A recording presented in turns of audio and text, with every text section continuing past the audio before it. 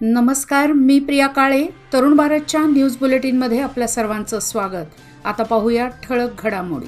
महाराष्ट्रात सध्या चालू असलेल्या मराठा आरक्षणाला पाठिंबा देण्यासाठी आज महाराष्ट्र एकीकरण समितीच्या शिष्टमंडळाने औरंगाबाद येथे मनोज जरांगे पाटील यांची हॉस्पिटलमध्ये जाऊन भेट घेऊन त्यांच्या तब्येतीची विचारपूस केली. या भेटीदरम्यान बेळगावातील शेतकऱ्यांच्या जमिनी बळकावून त्या सुपीक जमिनीवर कर्नाटक सरकारने रिंग रोड प्रकल्पाचा घाट घातला आहे याची माहिती मनोज जरांगे पाटील यांना देण्यात आली. तसेच बेळगावातील मराठी भाषिकांना भाषावार प्रांतरचनेप्रमाणे अधिकार आणि न्याय मिळत नसल्याचे सांगून प्रत्येक ठिकाणी मराठीची गळचेपी चालू असल्याचे यावेळी सांगण्यात आले. या प्रसंगी मनोज जरांगे पाटील बोलताना म्हणाले की आपण सीमावासियांच्या सोबत असून बेळगाव किंवा निपाणी येथील सीमा प्रश्न, हलगा मच्छे बायपास आणि रिंग रोड प्रकरणी जमीन संपादन या सर्व विषयावर लवकरच आपण सभा घेऊ असे आश्वासन दिले. देशात रेल्वे जीवनदायिनी म्हणून ओळखली जाते, परंतु मागील काही दिवसांपासून केंद्र सरकारने रेल्वे व वीज वितरण कंपन्यांचे खासगीकरण करण्याचे धोरण अवलंबले आहे.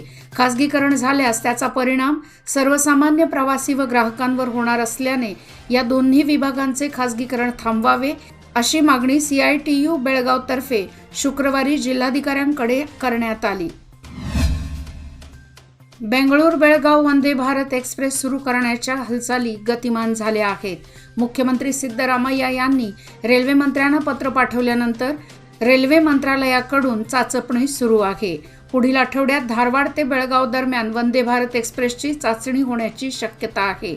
त्यामुळे बेळगावला लवकरच वंदे भारत एक्सप्रेस सुरू होईल असा विश्वास व्यक्त केला जात आहे. एका दिवसात बेंगळूर ते धारवाड व धारवाड ते बेंगळूर असा प्रवास करता येत असल्याने तिकीट अधिक असूनही आलिशान सुविधांमुळे प्रवाशांचा प्रतिसाद मिळाला. हीच एक्सप्रेस आता बेळगावला जोडावी अशी मागणी जोर धरू लागली आहे. आज शुक्रवार दिनांक 3 नोव्हेंबर रोजी सकाळी बेळगाव क्लब रोड येथील हॉटेल इफा येथे सुप्रसिद्ध पोद्दार ब्रदर्स ज्वेलर्सतर्फे भव्य अशा अनोख्या दागिन्यांच्या विक्री प्रदर्शनाचे मोठ्या थाटात उद्घाटन करण्यात आले. या उद्घाटन समारंभाला प्रमुख पाहुण्या म्हणून खासदार मंगल अंगडी व बेळगाव जिल्हाधिकारी यांच्या पत्नी ऐश्वर्या पाटील या उपस्थित होत्या. या प्रदर्शनात संपूर्ण भारतातील नवीन ट्रेंड्सचे दागिने उपलब्ध असून यामध्ये प्रामुख्याने Karnataka jewellery, antique jewellery, temple jewellery, gold jewellery, विविध रत्ने व खड्यांची विस्तृत श्रेणी येथे ग्राहकांना पाहायला मिळणार आहे. सदर प्रदर्शन आज शुक्रवार दिनांक 3 ते रविवार दिनांक 5 नोव्हेंबर असे 3 दिवस सकाळी 10 ते सायंकाळी 8 वाजेपर्यंत सर्वांसाठी खुले राहणार असून बेळगावसह दक्षिण महाराष्ट्र आणि गोव्यातील ग्राहकांनी याचा लाभ घ्यावा असे पोद्दार ज्वेलर्सतर्फे कळवण्यात आले आहे. नॅशनल इन्स्टिट्यूट ऑफ व्हायरॉलॉजीच्या प्राथमिक आरोग्य राज्य युनिटच्या रिपोर्टनुसार डिब्बुरहळ्ळी प्राथमिक आरोग्य केंद्राच्या कार्यक्षेत्रातून गोळा केलेल्या नमुन्यामधून झिका व्हायरस आढळून आले आहेत. तसेच कर्नाटकातील चिक्कबळ्ळापूर जिल्ह्यातील तालकायलाबेट्टा गावातील गोळा केलेल्या डासांच्या नमुन्यात सुद्धा झिका व्हायरस विषाणू आढळून आले आहेत. त्यामुळे आरोग्य विभागाने राज्यातील सर्व जिल्हाधिकाऱ्यांना खबरदारी घेण्याचे आदेश दिले आहेत. या झिका व्हायरसची लक्षणे डोळे लाल होणे, पुरळ उठणे, डोकेदुखी, 2 ते 7 दिवस टिकणारी स्नायूदुखी अशी लक्षणे असणाऱ्या रुग्णांचे नमुने तपासणीसाठी NIV कडे पाठवले जाऊ शकतात असे आरोग्य विभागाने सांगितले आहे. आज नेसरी व परिसरातील सकल मराठा समाजाच्या वतीने नेसरी येथे मराठा समाजाला आरक्षण मिळावे यासाठी सर्व समाजाच्या वतीने नेसरी बंद ठेवून पदयात्रा काढण्यात आली. मराठा योद्धा मनोज जरांगे पाटील यांच्या आमरण उपोषणाला पाठिंबा व त्यांचे मनोबल वाढवण्यासाठी आपल्या मराठा समाजाचे न्याय हक्क मिळवण्यासाठी मराठा समाजाच्या वतीने नेसरी बस स्थानक परिसरामध्ये सभा घेण्यात आली. हातात भगवे ध्वज, डोकीवर भगव्या टोप्या अशा वातावरणात मराठा आरक्षणाच्या समर्थनात नेसरीत शुक्रवारी भव्य पदयात्रा काढून कडकडीत बंद पाळण्यात आले. यावेळी नेसरीसह मराठा समाज व परिसरातील गावातील नागरिक, महिला व युवक मोठ्या संख्येने उपस्थित होते.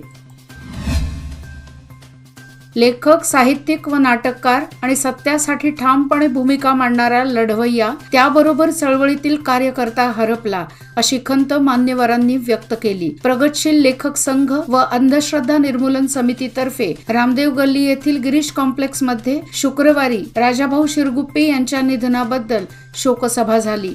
यावेळी मान्यवरांनी आपल्या भावना व्यक्त केल्या. अध्यक्षस्थानी नागेश सातेरी होते.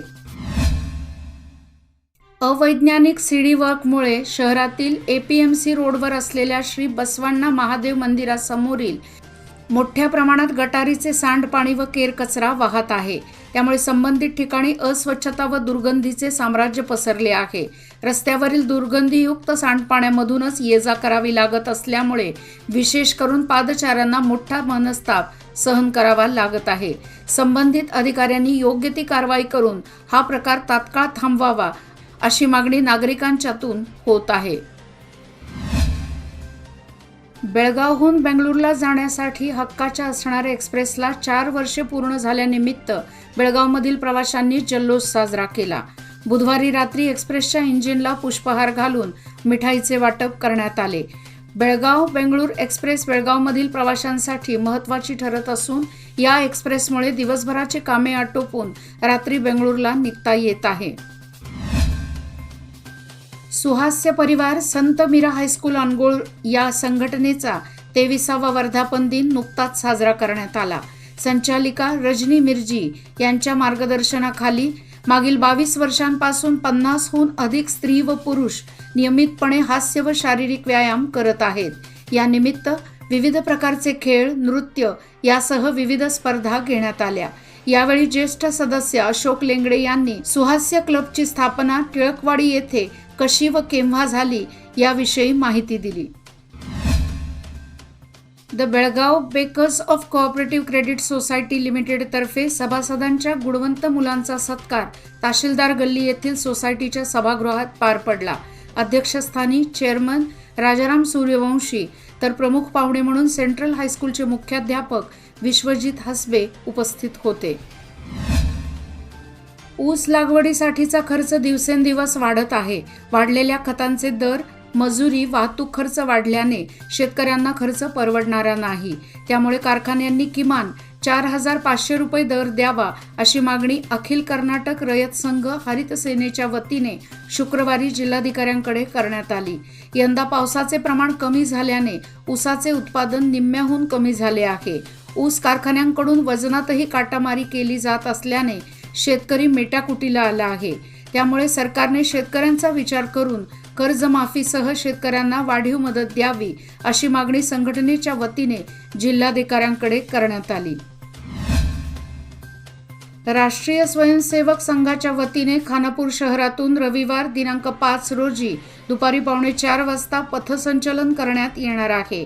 हे पथसंचलन स्वामी विवेकानंद विद्यालयाच्या पटांगणातून सुरू होणार असून शहरातील मठ गल्ली, निंगापूर गल्ली, घोडे गल्ली, शिवस्मारक, वर्दे कॉलनी, आश्रय कॉलनी, केंचापूर गल्ली, रविवार पेठ, धर्मवीर संभाजी चौक, अर्बन बँक चौक, विठोबा देव गल्ली येथून सायंकाळी 5 वाजता येथील विवेकानंद इंग्लिश विद्यालयाच्या मैदानावर जाहीर सभा घेण्यात येणार आहे. नुकत्याच झालेल्या जिल्हा पातळीवरील क्रीडा स्पर्धेत कर्ले येथील ज्योती हायस्कूलच्या 2 विद्यार्थिनींनी यश मिळवले.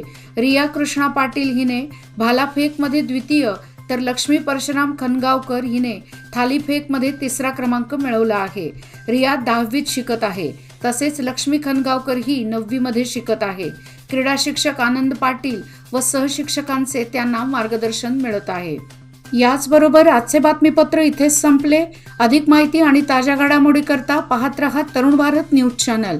तसेच आमच्या चॅनलला लाईक, शेअर आणि सबस्क्राईब करायला विसरू नका. आणि विश्वासार्ह बातम्यांसाठी दररोज वाचा दैनिक तरुण भारत. धन्यवाद.